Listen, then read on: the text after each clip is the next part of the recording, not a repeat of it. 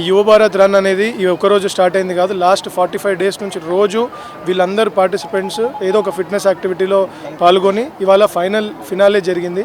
And దీనిలో 500 metres, 2 kilometres, అట్లాగే 5 kilometres చేయడం జరిగింది.